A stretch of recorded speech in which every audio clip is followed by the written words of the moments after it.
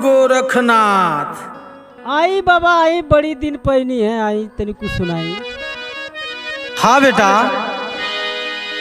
का सुनल चाहत हुआ? कुछ ज्ञान का बात हमनों के बतावल जाज।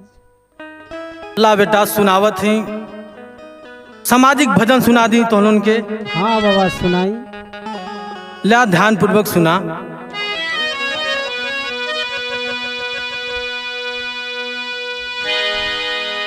अरे पति के परीक्षावा होले। सुना बेटा, ध्यान दे के सुनिहा। अच्छा बाबा। बहुत सामाजिक गीत सुनावा जाती।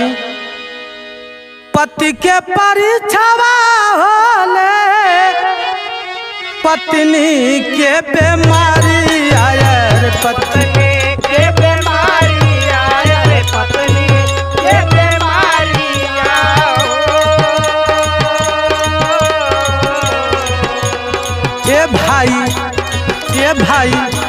ये भाई मन से करिहा सेवा, सत्कार न हो रहा।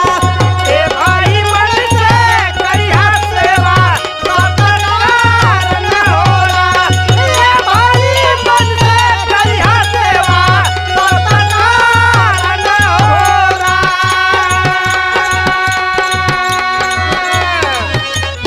सुना हाँ बाबा। आगे सुना बेटा। समाज में खाली पतिया के परीक्षा ना होले, जे भी ये धरती पर आल बा सबकर परीक्षा होले। अच्छा बाबा। पत्नी के परीक्षा होले, पति के गरीबी आया रे, पति के गरीबी आया। सुना बेटा सुना ध्यान से।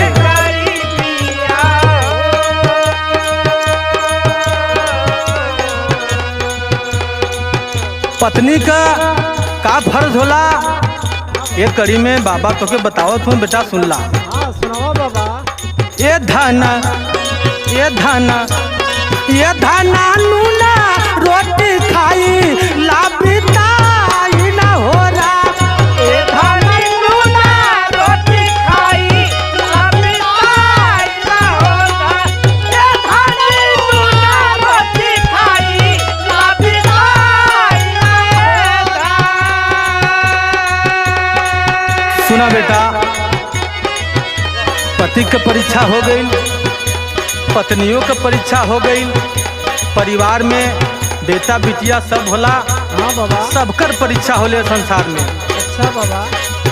सुना सुनाई। बिटिया के परीक्षा होले,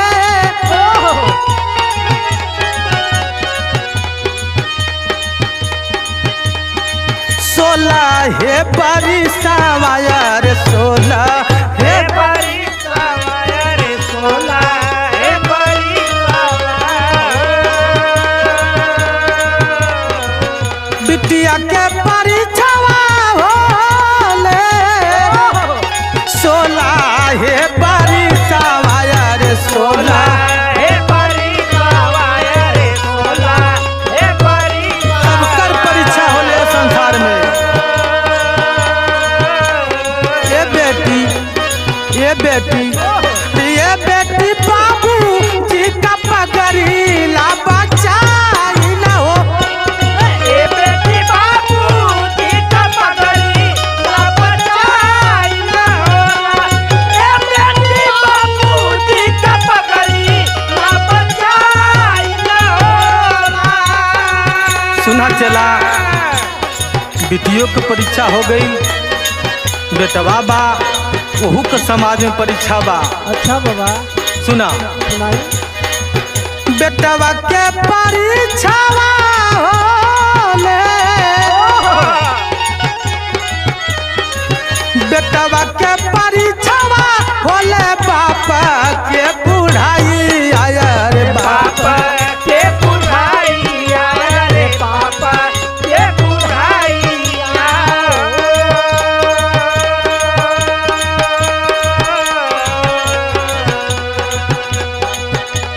हे बाबू, हे बाबू, रे बाबू जी ना भाई का हो जा खेवनहार न हो।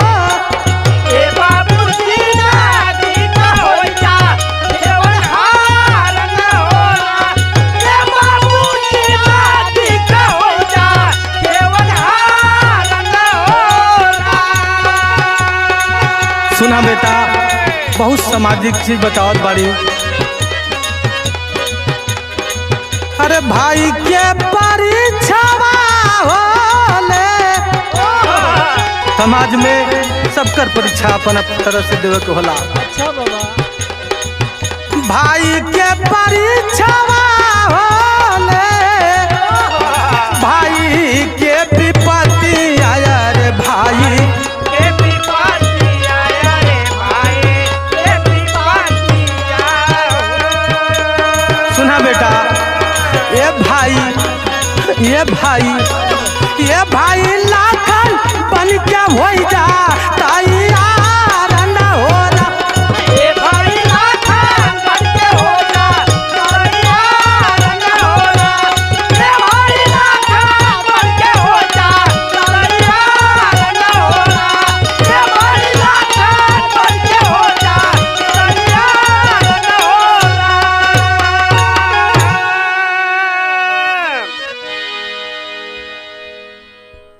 अच्छा बाबा, बड़ा ज्ञान का बतौला बात। अच्छा तो बच्चा, अब हमार भिक्षा उच्छा दाह मुँह चली। ठीक बाबा, ले लें भिक्षा।